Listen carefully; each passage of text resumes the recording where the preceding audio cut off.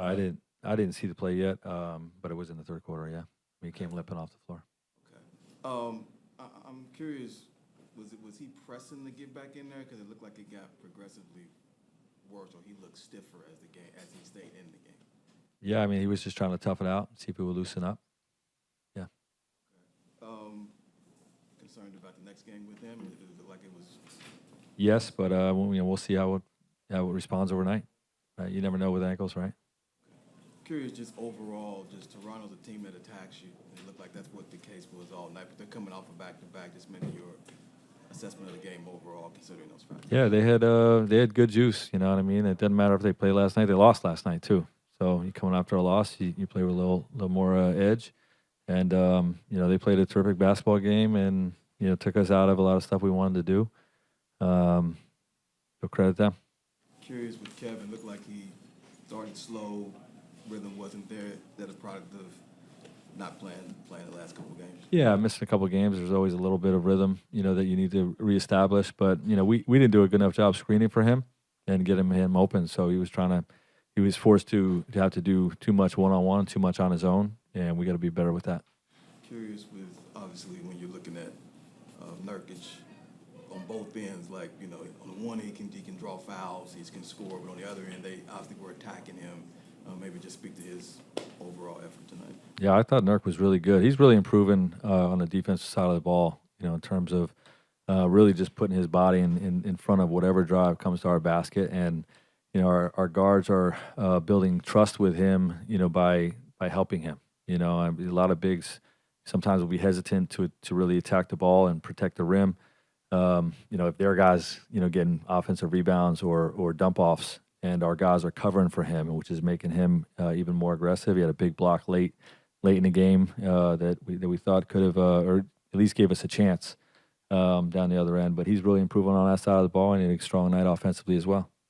Coach, I have a more general question, but we've seen in the last couple of years in the NBA more of a thirst for information from a fan media standpoint, and you've coached in some really big markets. I'm curious, with stuff like being leaked from practices or locker room stuff, is that an issue in the league? And Stuff what? I didn't hear you say. Like leaked from the locker room or practices, we've seen stuff like that in the last couple of years. Is that an issue, and what do you do to keep stuff in-house as a coach?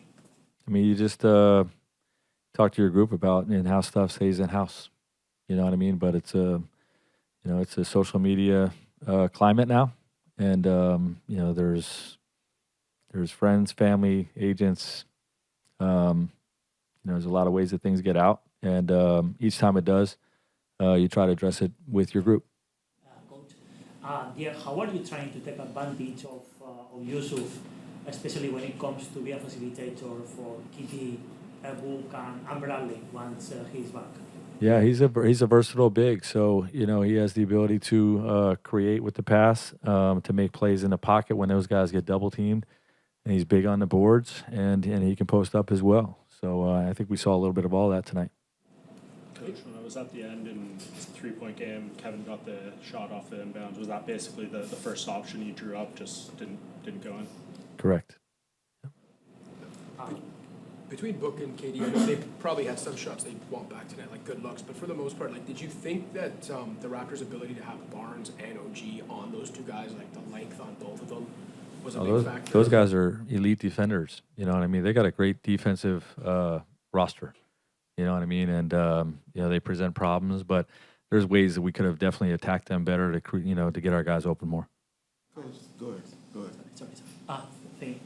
No, just following this question. How have you tried to adjust the Book to the Raptors defense? The length of the Raptors. Yeah, we didn't screen well enough for him, and move him and get him open well enough. That's something we got to look at. Coach, looking at a game like this, when you look at the Raptors' length, was Bobo someone to consider putting out there? Yeah, Bobo's going to get a chance for us. We have guys ahead of him in the rotation right now in the depth chart. I thought Chemezi and Keita came in and gave us really good minutes. Those guys are playing well. But we're not forgetting about Bobo, and he'll get his opportunity.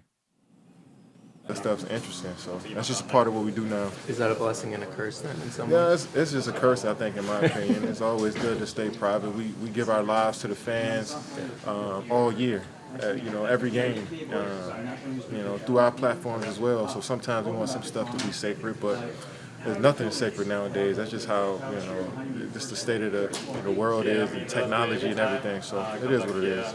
It's a pretty hard games for the in-season tournament. But I'm just curious what your thoughts are on playing the Lakers and kind of a winner-takes-all single elimination game against LeBron, where you guys probably haven't had those type of stakes in a game with you two in a long time. I mean, we played in bigger games. Yeah.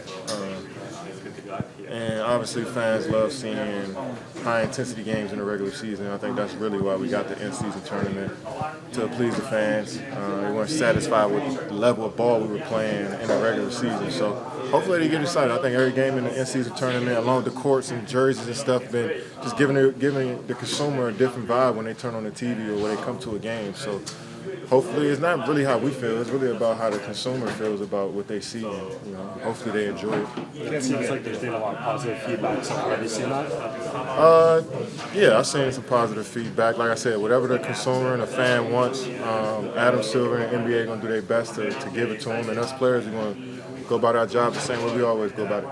Kevin, you have a winning streak ended, but now you play Denver, an opportunity to obviously start one back up again. Maybe just speak to that matchup. Yes, yeah. I mean, it's always good to get win streaks. It's always good to have good momentum going into games. So we're looking forward to this next one at home. And been on the road for a couple games. I feel like 2 weeks we've been on the road, so it'll be good to get back home. And looking forward to coming in and welcoming the reigning champs and see who we are as a team. It's a pretty high praise for Scotty Barnes in his rookie year.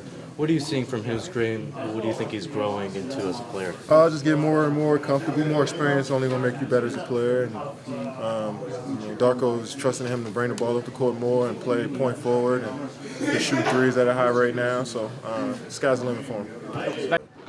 Just stepped on his foot. Part of the game. But obviously playing. It seemed like they weren't as aggressive as you usually are. It seemed like they got stiffer. I'm curious with that, both of those fair assessments. I don't know if it got stiffer, but I wasn't going to spend the rest of the night trying to beat people off the dribble. Still taking what the defense was giving us. They were still trapping, so I thought I could be out there and force that gravity and get open shots for other people. I'm curious, just when you look at even your injury and Kevin not shooting like he normally does, it still was a winnable game during the last minute. So. Yeah. I mean, we're that type of team where we're gonna, fight all the way through and find ways to, just get it done. And we had a chance tonight. Still, with how poorly we shot the ball and how poorly we played, we gave ourselves opportunity on the road. Curious, are you concerned about Friday with that? I'm not sure. It's a long flight. See how I feel. You just have to go gauge how it feels the next morning. What did it mean to get KD back? I mean, came alive there even in the fourth quarter. I mean, I said it when he was out. You can't replace what he brings to the court. I've been on the other side of it. He's a tough coverage, and he just forces so much gravity on the defense where, not only can he score, he makes the game easier for everybody else. Devin, if I could just ask you a general NBA question. We've seen the last couple of years, like a lack of privacy become a bit of an issue with stuff getting leaked from locker rooms and practices. What do you think about that? Is it an issue, and what have you seen? I mean, I don't know what instances you're talking about because nothing's, popping off the top of my mind. But, the locker room's supposed to be a sacred place, a safe place. And nothing should ever get out from the locker room. Even stuff like Kelly Oubre and his wing getting stuff like that from guys' private lives. Yeah, it's a strange world that we live in, especially with social media. It's changed right in front of our eyes, and I think none of us really know how to, control it. So I know me personally, I try to be as private as possible. But, you never know. A couple of games before the in-season tournament resumes, but I'm just curious your early thoughts on, a winner-takes-all kind of a single elimination game and what the mindset you bring into something like that is. I like it, and I think it gets everybody else excited. I mean, I bring the same approach every time I go to the court that I'm trying to win, but you can feel in those games that people are playing a bit harder. So whatever to bring the competition up, whatever to get people more interested, I'm into it. You went to the locker room briefly in the first half. Was that also for the ankle? Mhm. That's okay. Just stepping on someone's foot, you said, and then it re-aggravated. Again? No. Oh, okay. So you re-aggravated it in the second half. When you went out I in the don't. first- I don't know honestly. I mean, when you went out in the first half, that's why I'm asking. Like what did you go out in the first quarter for? First half. To the back. To the back. I went and used the restroom. Restroom. Okay. That's Okay. what he was asking. Oh, okay. Sorry. I forgot I did that. No problem. Apologies. He's asking that. Yeah. You mentioned obviously the NCAA tournament, the point differential. You were trying to get as many points as possible. Worked out. But then teams have been upset. Like, okay, why are they trying to run up the score? Can you maybe explain the rules and how that play into these games? I've seen teams upset about it. I don't know why. I've seen players upset about it. I don't know why. I mean, honestly, I wish every game was like that, where you could play to the end and, it wasn't viewed as disrespectful. Just high competition. Do you think that's, people always say in like baseball, like the traditions of the sport and stuff like that. People are kind of saying this now, like integrity. Do you think that's kind of silly to a degree? Yeah, I mean, if everybody's under the same impression that you're playing to the end, then it would never be a problem. Yeah. Very versatile guys, Scotty Barnes and Giannonobi. What are they able to do against you as like a high shooting offensive player to sort of get you out of your rhythm? I mean, they're physical. They are big. They're versatile. I mean, they trap a lot of actions. Yeah, I mean, Darko knows what he's doing over there. I've been a fan of him since we, crossed paths when he was coaching with us. So he's a high intelligent mind for the game. Looked like you made a point to address him even before the game. What did he mean for you that year? Oh, he meant a lot. I'd say players usually, but underrated. I'd say that somebody that people didn't know much about, probably until he got this head coaching job. But somebody, even when he was in Memphis and he got the job in Memphis, I was like, damn, I wish we still had Darko. So I love having him around. Do you think that could open up opportunities for, more kind of like you said, underrated head coaches for organizations to have a broader scope in the future? You said what was the Darko question? getting that job, could that open up opportunities for more, a broader scope of head coaches? I mean, people just have to do their research. People have jobs and making those selections, and if you spend time around, you watch the game, and you talk to the right players, you should get a good gauge on who would be a good coach or not. You had that shot for the tie in the last minute there. How was your ankle feeling at that point, and did you feel like that was good when it left your hand? I knew that one was left a bit. Fine. Not 100%.